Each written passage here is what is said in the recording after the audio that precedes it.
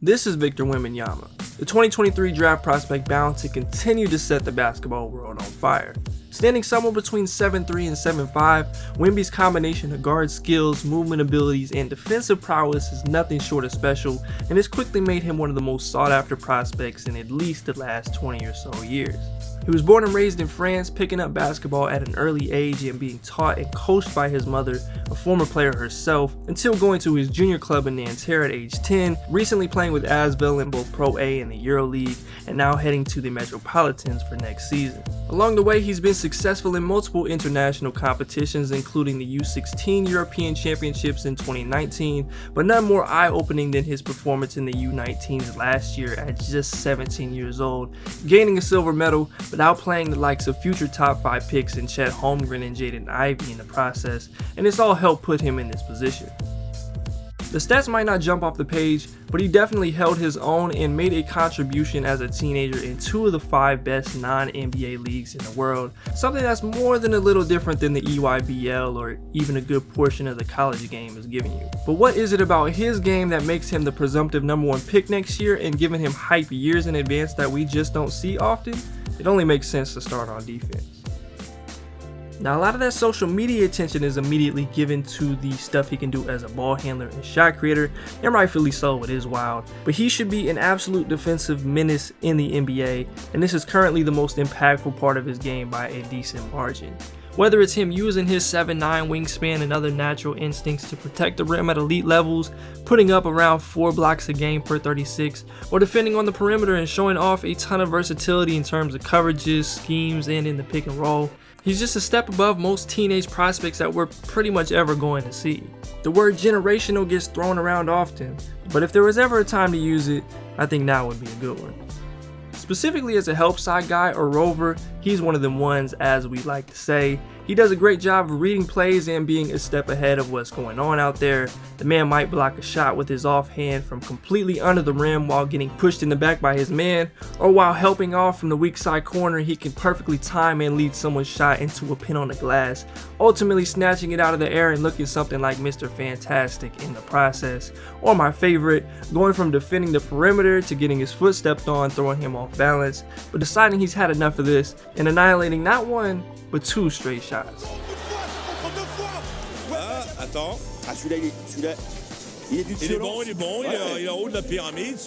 And what might be one of my favorite parts of his game, and especially defensively, is his ability to take contact and still manage to block and affect shots. Sure, the strength and weight component will be key in some of his future development and would only make some of this easier, but plays like these where he looks like he's been absolutely discarded and out of the action but still manages to make a play on the ball are super impressive, and it always manages to catch those offensive players off guard.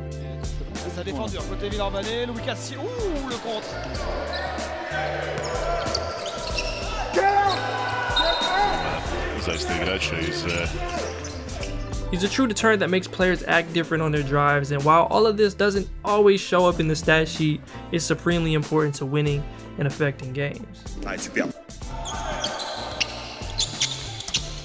Now, out on the perimeter, he's simply ridiculous. He's so big that it'll always look different than Drew Holiday or Kawhi Leonard in terms of like walling off or staying all the way in front of people, and that goes for all bigs, but he's so good at covering ground, staying in plays, flipping his hips, and recovering. There's just not many at his size doing this at all, and some of these clips are against super quick guards and even one of the best non-NBA guards in Mike James. He often came up with blocks on the perimeter, which he parlayed into getting out and running in transition. He rarely misses the opportunity to run the floor after contesting, even looking to kind of cheat and leak out at times, just using that great mobility, ultimately converting stops into scores. Trying to bring out the defense, start things defensively. Wembanyama blocks the shot. What a long reach, and he's off to the races to the fast break and passes. C'est vraiment un joueur avec un devenir incroyable. Merci beaucoup, Michel Véron. Céline, demandez-lui bien sûr si il peut rester. Là aussi, c'est compliqué de s'ouvrir son shoot à longue distance. Et c'est lui qui va réceptionner le ballon en contre-attaque. Diallo. Wembanyama qui conteste. Regardez encore une fois, ils ont la possibilité de courir. Par-dessus. Mais attendez. Overall, as a defender, it cannot be overstated how impactful he is and can be. In the pick and roll, he can switch, he's a drop master, he could head your show if you wanted, he has the length and foot speed to play at the level, and he's also as good as it gets as a help side guy not involved in actions. It's both everything you want from a big on your team and everything you hate game planning for as an opponent.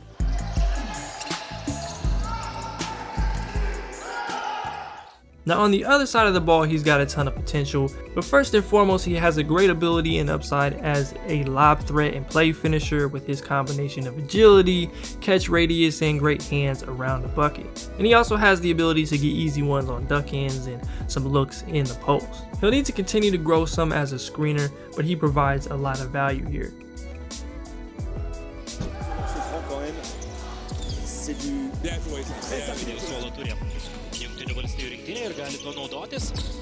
I think this is something he can do more of and immediately be effective at in the league, but he was also often used like a wing out on the perimeter in a lot of ways with Asvel last season. He's not all the way there in terms of his effectiveness as a shot maker or overall creator, but the upside is immense, whether it's going baseline, taking just a single dribble from the deep corner and dunking it all over two people, or getting to his spot off attacking a closeout or on a mid-post speed and using his body for turnarounds. He does a lot of things that a potentially tallest player in the league should not be thinking about, let alone doing. Hang on to your hat. Oh, Wembanyama goes. On a quand même quelques joueurs qui ont fait de l'NBA là. Jones il a toujours NBA je crois. Ah non, Tiki est trop loin. Wembanyama avec la faute. Another part of his offensive upside is some of his movement shooting. Again, it's still super wild to see someone this size comfortably shooting on the move and having actions ran for him. He's got great feel for when to drift and lift in the corner. They ran him off a few pin downs and flare actions. He showed some of that pick and pop ability as well. It's reminiscent of prospect Porzingis in a lot of ways. He just hasn't had quite the shooting splits yet. Okubo sur sa main gauche, il arrive à driver, à ressortir. Wembanyama, tir difficile dans le corner, mais il n'y a rien. A lot of his game offensively on the perimeter is still a work in progress. He's not out there getting you KD Texas buckets despite what a highlight mix might suggest at times, but the potential to improve quite a bit is there. And we won't spend too much time on it, but he's also got really nice feel as a passer. It remains to be seen just what level he reaches in this area, but he's already pretty unselfish and a good ball mover. And some of the plays he's made, seeing things before they happen, throwing it behind the back, leading the break, and making post-entry passes are all enticing. And for me personally, this might be the element of his game I'm most interested to see over this next year and heading into his first couple years in the league. C'est-à-dire? Hopefully we'll get to see him explore more of his overall offensive game and take those next steps in scoring and converting at a higher rate in the future, and especially this season with the Metropolitans, given he won't be playing in the EuroLeague, and will hopefully get a bump in the minutes department as well. I often say this in regards to high school kids, though this is a much different situation talent-wise, but sometimes it's okay to not play up to the absolute highest level and in the process get some more creation reps, take a few more risks, and don't box yourself into a certain role. And maybe that's something that went into making the move to a team that isn't in the EuroLeague, but I'm just speaking as an outsider on this one. The strength and weight component will definitely be key for him long term, just being more effective defending the post and finishing possessions on the glass. There have been times where he's lacked there, which isn't particularly surprising considering some of the levels it's been on, but some of that was even there at times in the U19s. I hate to compare, but to kind of give context, he's not as good at leveraging his body, positioning himself in the best ways as Chet Holmgren. That's not to say Chet doesn't have his own struggles, but being even taller, Wemby's center of gravity is higher and it puts him in an even tougher position sometimes. Not something that'll keep him from being successful long term, but something that'll be high on the list of his priorities from now until the draft and long after that. Biggest thing that I'm monitoring and threat to him being the #1 pick next year is injuries. He's had his dose of sparing injury luck over the last few years and will miss playing in Eurobasket with France in September because of a muscle issue that ended his Pro A season in the playoffs this spring.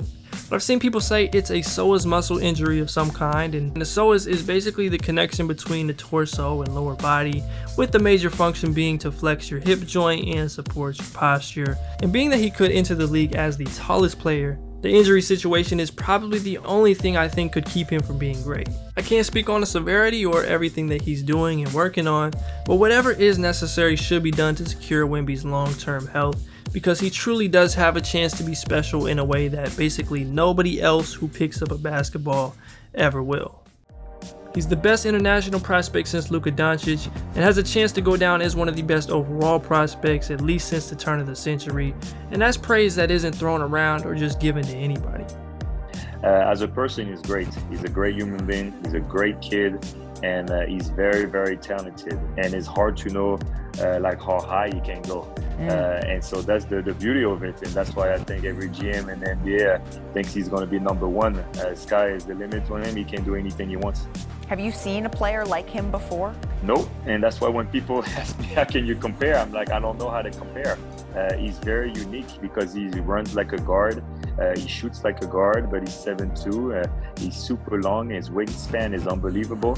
He's got a great motor. He wants to win, and his mental is great too. Mentally, he wants to be the best. So that's the best part of it. I appreciate y'all for watching this video. If you enjoyed, please be sure to leave a like, subscribe if you are new around here, and comment down below some of your thoughts on Victor Wembanyama's game. I'm Keandre, this is Hoop Intellect. Until next time, I'm out. I can't imagine my life without basketball, and yeah, it's more than a passion. It's like a lifestyle. I need mine up front, no ifs, ands, or buts. Tap in if you really bout it. I can be your motivation, I can be the one you call at the late nights on the grind.